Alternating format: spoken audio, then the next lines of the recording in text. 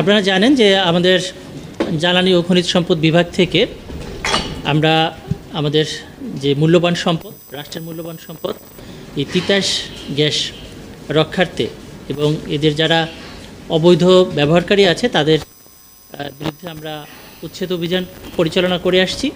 তো আজকে কেরানীগঞ্জ উপজেলার এই কালিন্দী ইউনিয়নে আমরা যে ফ্যাক্টরিগুলো আছে এখানে অবৈধ গ্যাস সংযোগ আছে কিনা এই বিষয়ে সকাল থেকেই অভিযান পরিচালনা করছি। আমরা বর্তমান যে স্পটটিতে দাঁড়িয়ে আছি এখানে আমাদের সন্দেহের ভিত্তিতে এবং কাউকে না পাওয়ায় আমরা ফ্যাক্টরিটি তালা খুলে আমরা এখানে প্রবেশ করি এবং এখানে দেখতে পাই যে এখানে অবৈধ গ্যাস ব্যবহারের আলামত আছে। তার পরিপ্রেক্ষিতে আমরা এই আপনারা দেখতে পাচ্ছেন আমাদের সামনে এই রাইজার বা যেগুলো আছে এগুলো আমরা বার্নার সহ এবং বুস্টার সহ এগুলো উদ্ধার করি এবং এখানে অবৈধ গ্যাস সংযোগের আলামত পাওয়া গেছে। কিন্তু যেটা হচ্ছে যে আমরা এখানে মালিক পক্ষের কাউকে না পাওয়ায় তাৎক্ষণিক যে দণ্ড সেটি প্রদান করতে পারছি না।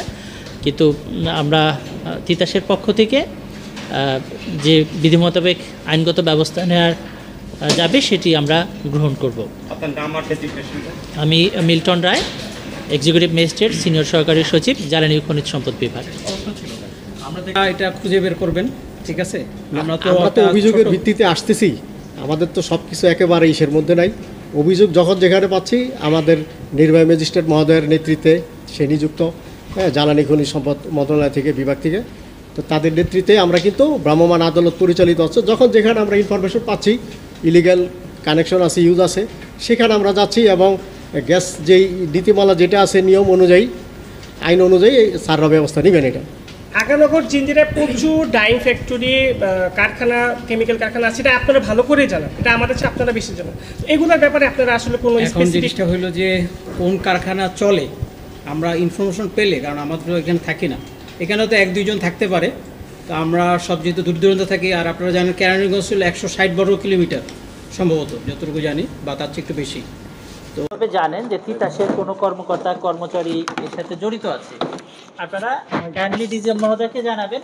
মানে সেটা মানে আপনার পরিচয় কোন লোকটা আসে, তার যদি কোনো ছবি টবি থাকে সেটা আমাকেও দেওয়ার জন্য অনুরোধ করছি। তারা কীভাবে পলায় চলে যাবে সেটা তো আমরা জানি না। আমরা ইনফরমেশনের ভিত্তিতে তো আসি, আসার পরে হয়তো বা বিভিন্নভাবে তথ্য পেতে পারে, পেতে পারে সেটা জানি না।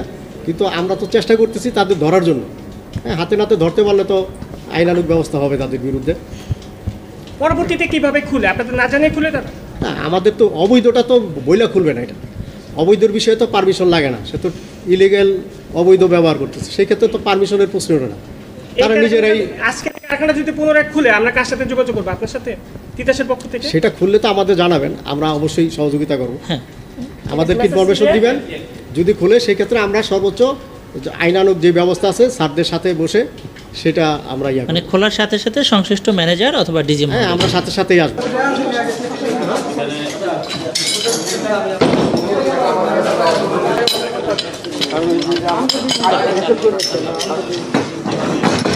দেখার চেষ্টা করছি। এখানে আমরা যেমন দেখতে পাচ্ছি একটি